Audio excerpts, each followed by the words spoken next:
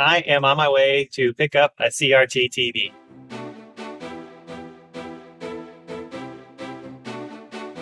Now, I've been watching OfferUp for CRT TVs recently, as I've been wanting to get one for a Superstation FPGA device that I pre-ordered. And I've seen them on OfferUp anywhere from $100 to $200, even some goes $300 or $400. Anyhow, I was watching a listing and I noticed that the TV, I think it was originally $100, and all of a sudden it was listed for free.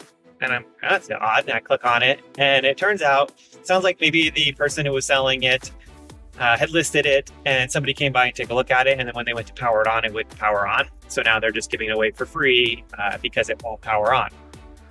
Then I'm interested to go take a look at it and see how nice the TV looks.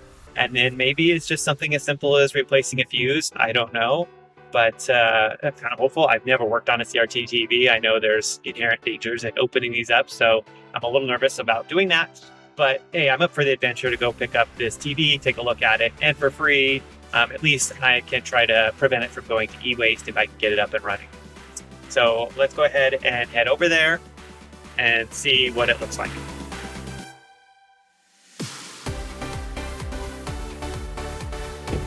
I'm here to go take a look at this TV. I just sent them a message and they said they'll be out in a minute. I now own a broken 25-inch CRT TV. I'm excited to get this home and test it out and see what the problems are. But I have to say, I forgot how heavy these things were. I got it though. I wonder if a Cybertruck like that could even haul one of these TVs across town.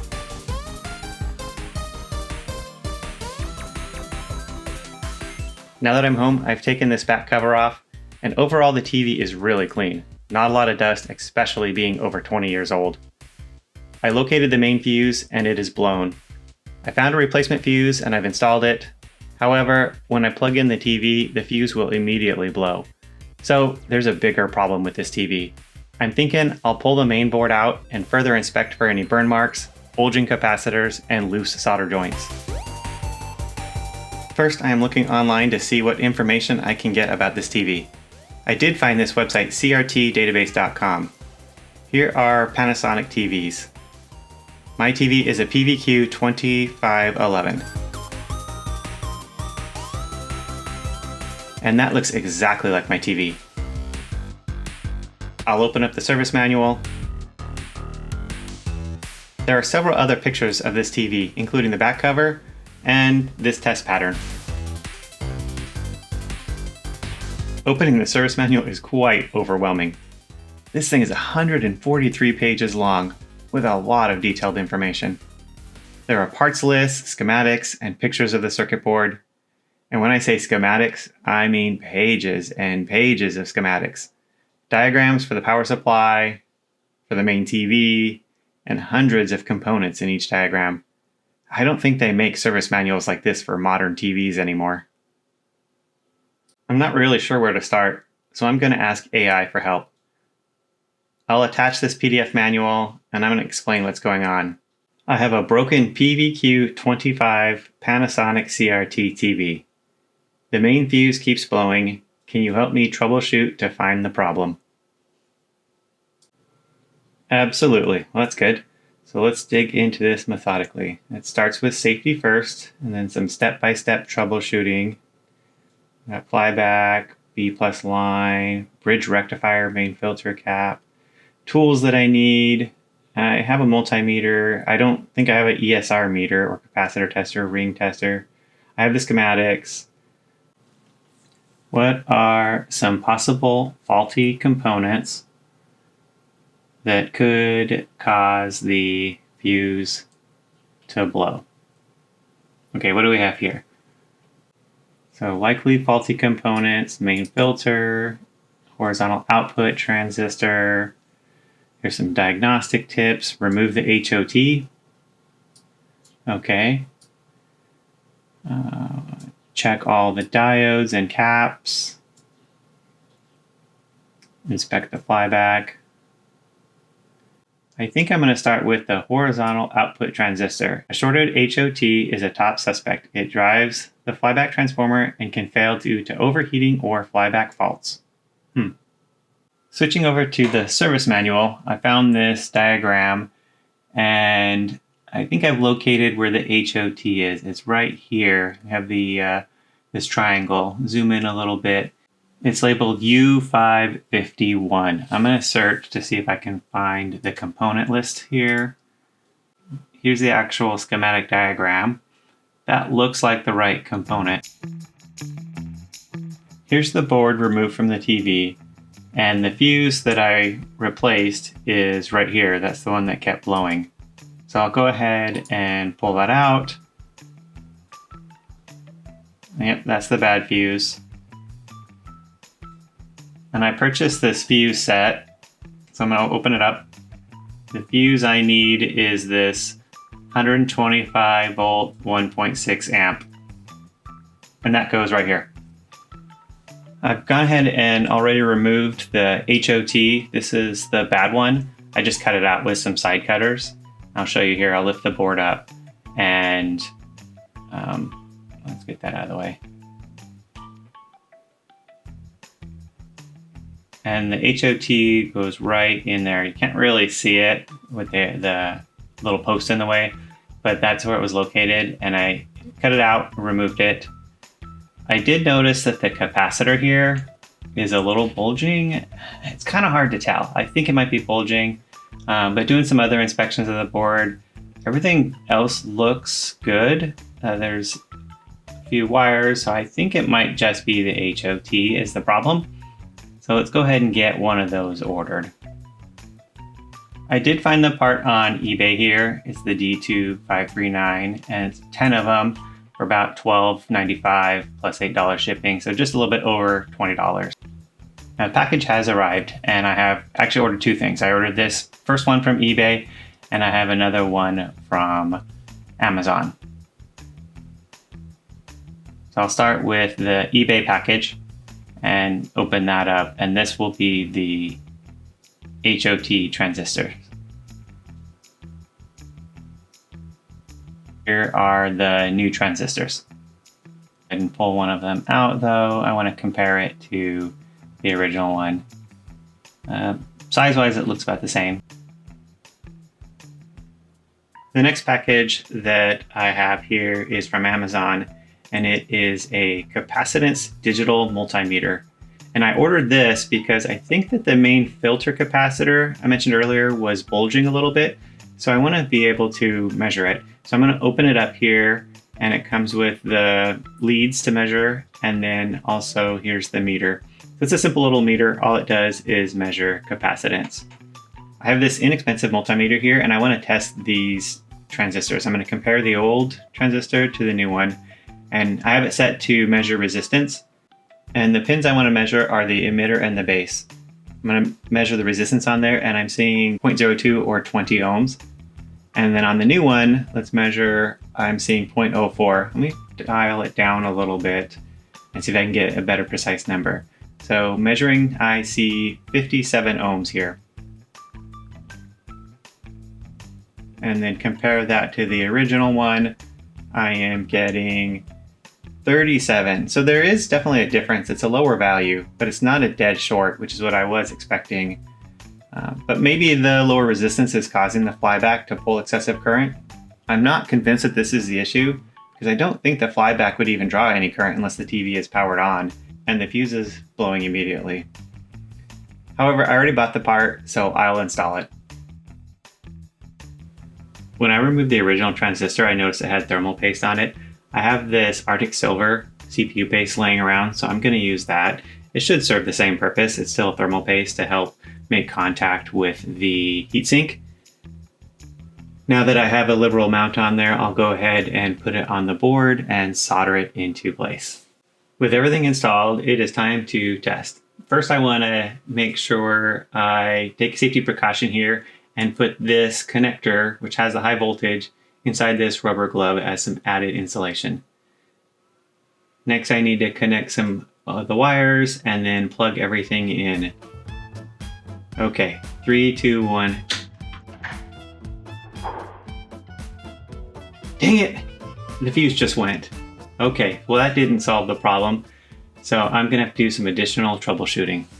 I'm back at the AI console. I'll give the updated information. I replaced the HOT with a new one, and the fuse is still blowing.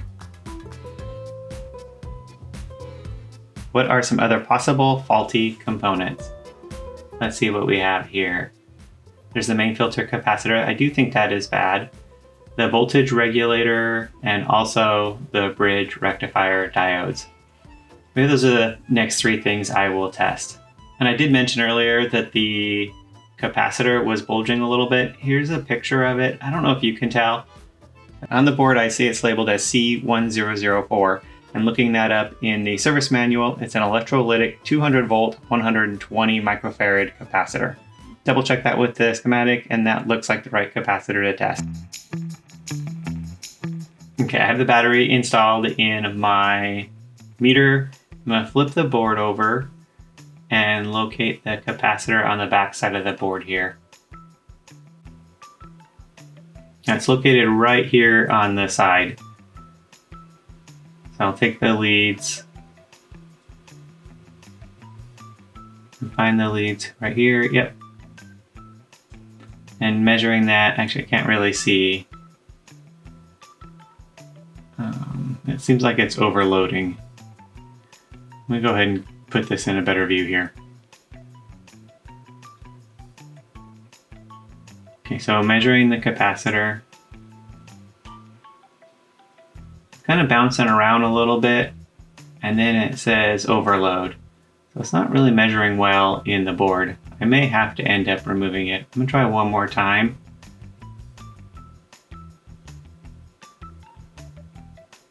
Still bouncing around.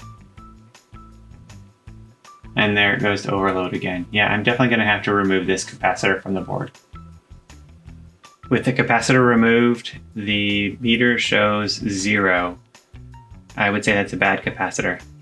I found these capacitors on Amazon. They're 450 volts though, but they're the same 120 microfarads. I'm not sure if that's gonna work, but I'll go back to the AI console and give it a status update. Let it know that I used the meter and the main filter capacitor is indeed bad. I cannot find the 200 volt versions, but can I use a 400 volt instead?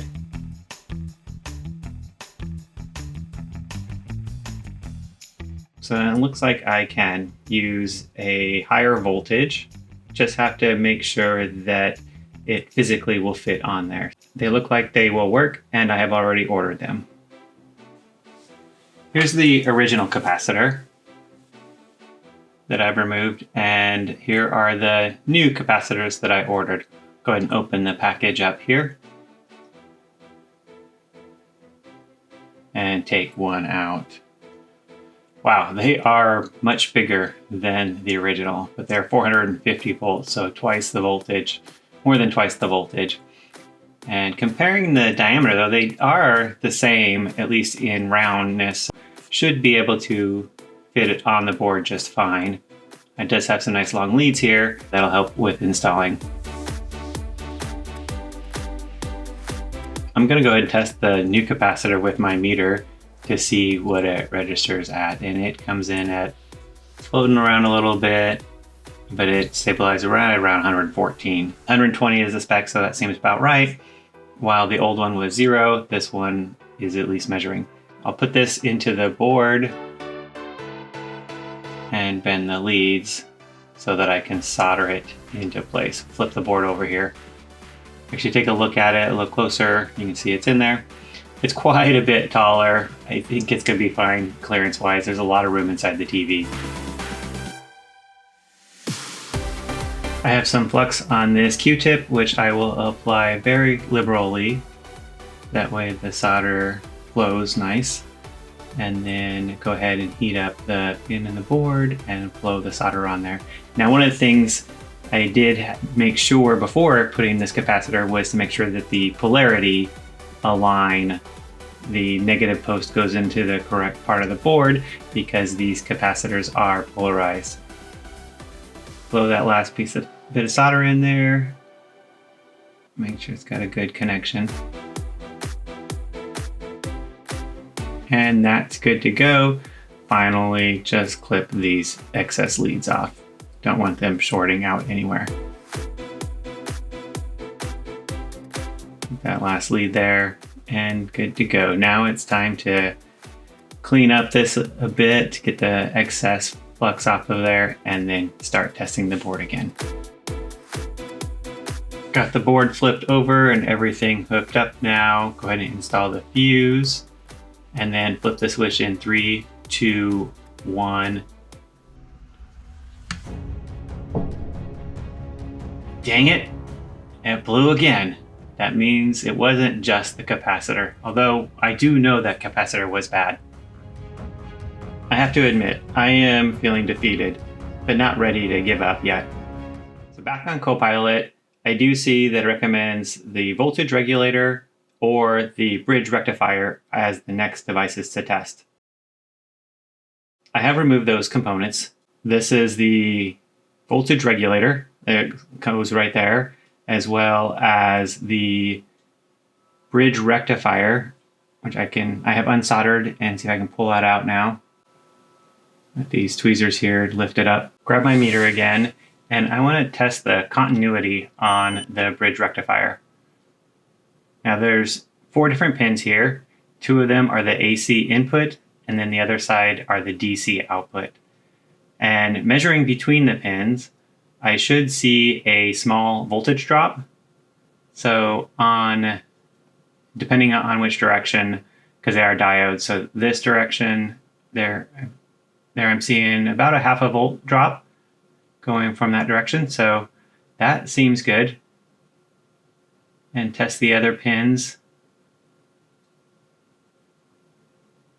Again, I am seeing 0.5 volt drop. So that is also per spec. Testing across, there's no voltage there. No voltage drop. And then testing across this way, which will be both diodes, I'm actually seeing a full 1 volt drop. That's because there's 2 diodes, and those 2 diodes are adding up. So I think that bridge rectifier is actually good. So next, I want to test this voltage regulator and see how this tests. The voltage regulator has 3 pins, and it should test similar to a diode. So I'm going to go ahead and test, and this is the base and the collector, and that should not be shorting out. None of these pins should be shorting out, and it seems like they are. So I think this component is completely fried. Well, I have a problem now. I'm looking up this part number online, and although I can find data sheets on many of the sites, I cannot find anywhere that has this part for sale. I'm going to ask AI if there is an alternative that I can use. Maybe there's some substitute transistor to this version. That's my best bet because this part seems to be elusive. Let's see what we have here. Okay, actually, this is promising. There are some compatible replacements. Looks like actually there's a directly compatible replacement here. I'm going to go ahead and copy and search for this part now. Okay, this is good news. It looks like this part is actually sold on eBay from some various different sellers. Prices are all over the place. I found this seller here that's selling the part that I'm looking for, and it is brand new, and the specs seem to match up. It looks like the one I should order. I'm really hopeful now that this is the part that is causing all the problems. My package has arrived from eBay, and it looks like it's nicely packaged in this bubble mailer. Here's the part. It's the NT2312. Looks exactly like what's pictured. And looking at through the package, it does look like it's the same size. Okay, there it is. I want to go ahead and test this one, see if it's having any continuity. And it is not. There are no direct shorts on this one. And I see 0.5 volt drop there. just like the diode should be expected. So I'm pretty hopeful here. This is testing really well. That center pin does short out to the back plate. There is definitely an insulator between there. And that's what it looks like came in this little pink bag. There's a Formica insulator there.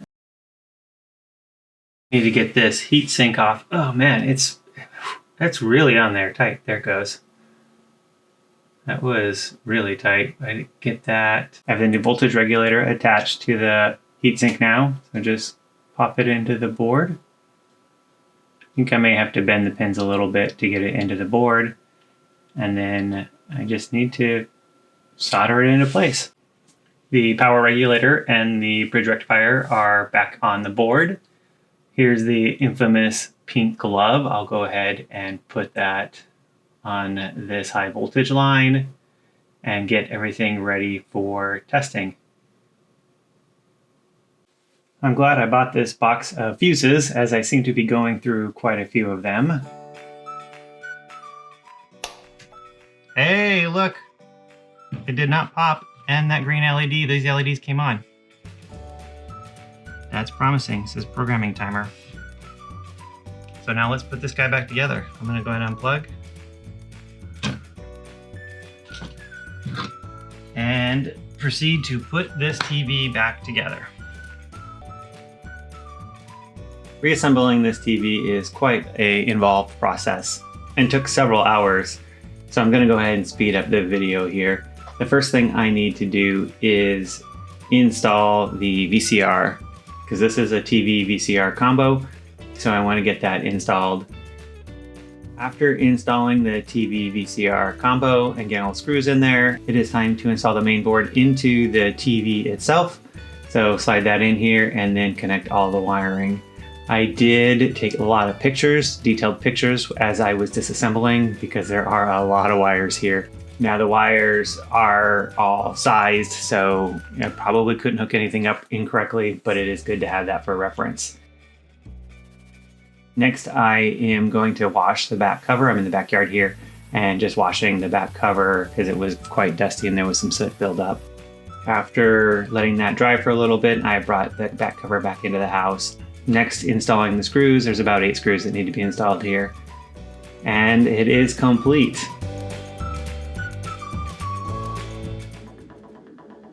Now comes the test. So I am testing a Sega Genesis game here. I picked Alien 3. I don't know why I picked this game. I guess it was just the first game I came across because it starts with A. And I was so excited to get a game going. It does play really well. The clarity of this TV is really good. On the back of the TV, there are little knobs that you can take a little small screwdriver and adjust. I adjusted it. I may adjust it some more. I don't know. I'm liking the way the picture looks right now. I also want to play some light gun games. So having a CRT TV, one of the advantages is the low latency, but also the ability to play these retro light gun games. So here's Duck Hunt. And at first I wasn't very good at hitting the ducks, but once I got it figured out, I'm nailing the ducks pretty quickly and easily with one shot. The picture again looks really good. In the post edit, it looks a little dithered on the screen. I'm not sure why that is, but in real life, I don't see that dithering at all. And the picture just comes in crystal clear. So I'm super happy with this TV, super happy I was able to get it restored and working. So that's very exciting. If you liked this video, please give it a thumbs up. Leave a comment. What are your thoughts? Have you ever repaired or thought about repairing a retro CRT TV? The last thing I want to test here is the actual VCR. Interestingly enough, and I didn't catch this on video, but when I disassembled this TV, this VHS was inside the TV. And I'm super excited to see that the VHS player works really well. Thanks again for watching this video, and here are some other recommended videos.